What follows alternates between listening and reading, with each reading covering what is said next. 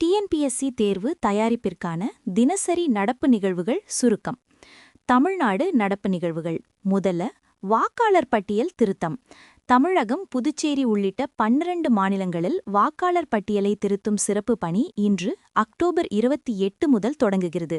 இதன் மூலம் புதிய வாக்காளர்களை சேர்த்தல், நீக்குதல் மற்றும் திருத்தங்கள் மேற்கொள்ளப்படும். பொதுவா இதனோட விவரங்கள் பக்கம் 1ல கொடுக்கப்பட்டிருக்கு. இரண்டாவது, அனைத்து கட்சி கூட்டம். வாக்காளர் பட்டியல் சிறப்பு திருத்தப் பணிக்கு எதிர்ப்பு தெரிவித்து முதல்வர் மு.க. ஸ்டாலின் தலைமையில் திமுக கூட்டணி கட்சிகளின் ஆலோசனைக் கூட்டம் நடைபெற்றது. இது தொடர்பா நவம்பர் 2ஆம் தேதி அனைத்து கட்சி கூட்டம் நடத்த முடிவு செய்யப்பட்டுள்ளது. இந்த விவரங்கள் பக்கம் 1ல கொடுக்கப்பட்டிருக்கு. மூன்றாவதா, புயல் முன்னெச்சரிக்கை. மோந்தா புயல் காரணமாக சென்னையில் மழையால் பாதிக்கப்படும் மக்களுக்கு உதவ 215 இடங்களில் வெள்ள நிவாரண மையங்கள் அமைக்கப்பட்டுள்ளன. பொதுமக்கள் புகார்களுக்கு 1913 என்ற எண்ணும் அறிவிக்கப்பட்டுள்ளது. இதன் விவரங்கள் பக்கம் 3இல் கொடுக்கப்பட்டிருக்கு. நான்காவதாக, மின்வாரிய நடவடிக்கை. பருவமழையை முன்னிட்டு தாழ்வான பகுதிகளில் உள்ள மின்பெட்டிகளின் உயரத்தை உடனடியாக அதிகரிக்க வேண்டும் என மின்வாரிய தலைவர் ஜே. ராதாகிருஷ்ணன் அதிகாரிகளுக்கு அறிவுறுத்தியுள்ளார். பக்கம் 3இல் விவரங்கள் கொடுக்கப்பட்டுள்ளன. ஐந்தாவதாக, கந்த சஷ்டி விழா. திருச்செந்தூர் சுப்பிரமணிய சுவாமி கோயிலில் லட்சக்கணக்கான பக்தர்கள் பங்கேற்புடன் கந்த சஷ்டி விழாவின் முக்கிய நிகழ்வான சூரசம்ஹாரம் நேற்று நடைபெற்றது. இந்த விவரங்கள் பக்கம் 9இல் கொடுக்கப்பட்டிருக்கு. ஆறாவதா, உள்ளாட்சி நிர்வாகத்தில் தலையீடு. கிராம சபைகளில் மாநில அரசு நேரடியாக தலையிடுவது அரசமைப்புச் சட்டத்தின் பிரிவு 243A கீழ் உள்ளாட்சிகளுக்கு வழங்கப்பட்டிருக்கும் அதிகாரத்தை பாதிப்பதாக உள்ளது என்ற விவாதம் குறித்த கட்டுரை வெளியிடப்பட்டுள்ளது. இது டிஎன்பிஎஸ்சி பாலிட்டி பகுதிக்கு முக்கியமானது. பக்கம் 6இல் விவரங்கள் கொடுக்கப்பட்டுள்ளன. ஏழாவது, மது விற்பனை. தீபாவளி பண்டிகையின் போது டாஸ்மாக் மூலம் 789 கோடிக்கு மது விற்பனை செய்யப்பட்டுள்ளது. இது அரசின் வருவாய் மற்றும் சமூக பிரச்சினைகள் தொடர்பான விவாத பொருளாகும். பக்கம் 6இல் விவரங்கள் கொடுக்கப்பட்டுள்ளன. எட்டாவதா, விஜய் சந்திப்பு. கரூர் கூட்ட நெரிசலில் உயிரிழந்தவர்களின் குடும்பத்தினரை தவேகா தலைவர் விஜய் மாமல்லபுரத்தில் சந்தித்து ஆறுதல் கூறி மன்னிப்பு கோரினார். இதன் விவரங்கள் பக்கம் 1இல் கொடுக்கப்பட்டிருக்கு. ஒன்பதாவது, நேர்மைக்கு பாராட்டு. மதுரை வக்கீல் புதுத்தெருவில் சாலையில் கிடந்த ரூபாய் 17.50 லட்சத்தை கண்டெடுத்து காவல்துறையிடம் ஒப்படைத்த வீட்டு வேலை செய்யும் பெண் செல்வமாலினியை பொதுமக்கள் மற்றும் காவல்துறையினர் பாராட்டினர். இந்த விவரங்கள் பக்கம் 9இல் கொடுக்கப்பட்டுள்ளன. தேசிய நிகழ்வுகள்.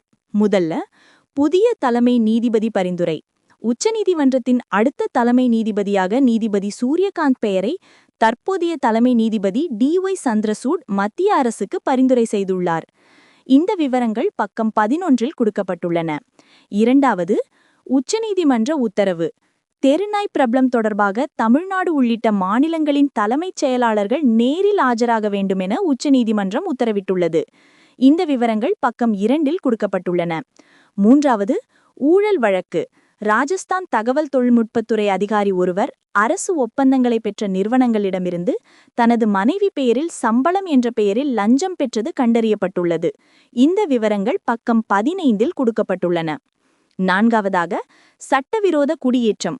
அமெரிக்காவிற்குள் சட்டவிரோதமாக நுழைந்த ஹரியானாவைச் சேர்ந்த 54 இளைஞர்கள் அமெரிக்க அரசால் இந்தியாவிற்கு நாடு கடத்தப்பட்டனர். இந்த விவரங்கள் பக்கம் 15இல் கொடுக்கப்பட்டுள்ளன. ஐந்தாவதாக, கொலை வழக்கு. டெல்லியில் தன்னுடன் வாழ்ந்த காதலனின் நிர்வாண வீடியோக்களை பெறுவதற்காக தடய அறிவியல் கல்லூரி மாணவி ஒருவர் அவரை கொலை செய்த வழக்கில் கைது செய்யப்பட்டுள்ளார். இந்த விவரங்கள் பக்கம் 15இல் கொடுக்கப்பட்டுள்ளன. சர்வதேச நிகழ்வுகள். முதல்ல, ரஷ்யாவின் ஏவுகணை சோதனை. வான் பாதுகாப்பு அமைப்புகளால் தடுக்க முடியாத அணுசக்தியால் இயங்கும் புரேவிஸ்னிக் என்ற புதிய ஏவுகணையை ரஷ்யா வெற்றிகரமாக சோதனை செய்துள்ளது. இந்த விவரங்கள் பக்கம் 15இல் கொடுக்கப்பட்டுள்ளன. இரண்டாவதாக, இந்தியா மொரீஷியஸ் ஒத்துழைப்பு. இந்திய கடற்படையின் ஐஎன்எஸ் சட்லஜ் என்ற ஹைட்ரோகிராஃபிக் ஆய்வு கப்பல் மொரீஷியஸ் கடற்பகுதியில் கடல்மாரி அளவீட்டு பணிகளை நிறைவு செய்துள்ளது. இந்த விவரங்கள் பக்கம் 15இல் கொடுக்கப்பட்டுள்ளன. பொருளாதாரம் மற்றும் வணிகம் தொடர்பான விவரங்கள். முதல்ல, விவசாயிகளின் வேதனை. வடகிழக்கு பருவமழை காரணமாக கொள்முதல் நிலையங்களில் சுமார் 4 லட்சம் மூட்டைகள் தேங்கியுள்ளதாகவும் சுமார் 1 லட்சம் ஏக்கர் பயிர்கள் நீரில் மூழ்கியுள்ளதாகவும் தெரிவிக்கப்பட்டுள்ளது. இது விவசாயிகளுக்கு பெரும் நஷ்டத்தை ஏற்படுத்தியுள்ளது. இந்த விவரங்கள் பக்கம் 6இல் கொடுக்கப்பட்டுள்ளன. இரண்டாவதாக, டிஎன்பிஎல் நிதிநிலை அறிக்கை. தமிழ்நாடு செய்தித்தாள் மற்றும் காகித நிறுவனம் தனது காலாண்டு நிதிநிலை அறிக்கையை வெளியிட்டுள்ளது. இது அரசு சார்ந்த பொதுத்துறை நிறுவனங்களின் செயல்பாடுகள் பகுதிக்கு முக்கியமானது. பக்கம் 3இல் விவரங்கள் கொடுக்கப்பட்டுள்ளன. மூன்றாவதாக, ஜிஎஸ்டி சேமிப்பு. ஜிஎஸ்டி வரி விதிப்பால் ஹோட்டல் அறை வாடகை போன்ற சேவைகளில் வாடிக்கையாளர்களுக்கு சேமிப்பு கிடைப்பதாக அரசு விளம்பரப்படுத்தியுள்ளது. இந்த விவரங்கள் பக்கம் 1இல் கொடுக்கப்பட்டுள்ளன. அறிவியல் மற்றும் தொழில்நுட்பம். முதல்ல, விவசாயத்தில் புதுமை. மயிலாடுதுறை மாவட்டம் ஆலங்குடியை சேர்ந்த விவசாயி பெருமாள் 1/4 கிலோ விதைநெல்லை மட்டும் பயன்படுத்தி 1 ஏக்கரில் ஒற்றை நாற்று முறையில் சாகுபடி செய்து அதிக மகசூல் பெற்று சாதனை படைத்துள்ளார். இந்த தொழில்நுட்பம் ஆலங்குடி பெருமாள் சாகுபடி முறை என அறியப்படுகிறது. இந்த விவரங்கள் பக்கம் 14இல் கொடுக்கப்பட்டுள்ளன. சுற்றுச்சூழல் மற்றும் சூழலியல் தொடர்பான விவரங்கள். முதல்ல, மோந்தா புயல்.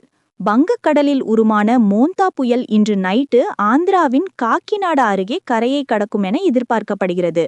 இதன் காரணமாக கடலோர மாவட்டங்களில் கனமழை பெய்து வருகிறது. இந்த விவரங்கள் பக்கம் 1இல் கொடுக்கப்பட்டுள்ளன.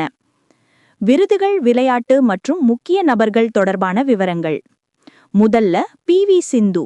காலில் ஏற்பட்ட காயம் காரணமாக இந்திய பேட்மிண்டன் வீராங்கனை பி.வி. சிந்து 2025ஆம் சீசனின் மீதமுள்ள போட்டிகளிலிருந்து விலகியுள்ளார். இந்த விவரங்கள் பக்கம் 12இல் கொடுக்கப்பட்டுள்ளன. இரண்டாவதாக, சென்னை ஓபன் டென்னிஸ். மோந்தா புயல் காரணமாக பெய்த மழையால் சென்னை ஓபன் மகளிர் சர்வதேச டென்னிஸ் போட்டியின் முதல் நாள் ஆட்டங்கள் ரத்து செய்யப்பட்டன. இந்த விவரங்கள் பக்கம் 12இல் கொடுக்கப்பட்டுள்ளன. மூன்றாவதாக, ஸ்ரேயஸ் ஐயர். கிரிக்கெட் வீரர் ஸ்ரேயஸ் ஐயருக்கு ஃபீல்டிங்கின் போது மண்ணீரலில் காயம் ஏற்பட்டது கண்டறியப்பட்டு அவருக்கு தீவிர சிகிச்சை அளித்து வருகிறார்கள். இந்த விவரங்கள் பக்கம் 12இல் கொடுக்கப்பட்டுள்ளன. தேர்வுக்கான மற்ற முக்கிய தகவல்கள். இது பாலிட்டி அண்ட் கவர்னன்ஸ் பகுதிக்கு முக்கியமானது. முதல்ல, கிராம சபை அதிகாரம். அரசமைப்பு சட்டத்தின்படி கிராம சபை என்பது ஒரு முடிவெடுக்கும் அதிகாரம் கொண்ட அமைப்பு. இதில் மாநில அரசின் தலையீடு உள்ளாட்சி தன்னாட்சியின் கொள்கைகளுக்கு எதிரானது என்ற கருத்து விவாதிக்கப்பட்டுள்ளது. பிரிவு 243A. இரண்டாவது, உச்சநீதிமன்ற பங்கு. தெருநாய் போன்ற பொதுநலன் சார்ந்த விஷயங்களில் மாநில அரசுகளின் செயலற்ற தன்மையை கண்டித்து தலைமைச் செயலாளர்களை நேரில் ஆஜராகும்படி உத்தரவிடுவது நீதித்துறையின் மேற்பார்வை அதிகாரத்தை வெளிப்படுத்துகிறது. இந்த விவரங்கள் பக்கம் 2இல் கொடுக்கப்பட்டுள்ளன.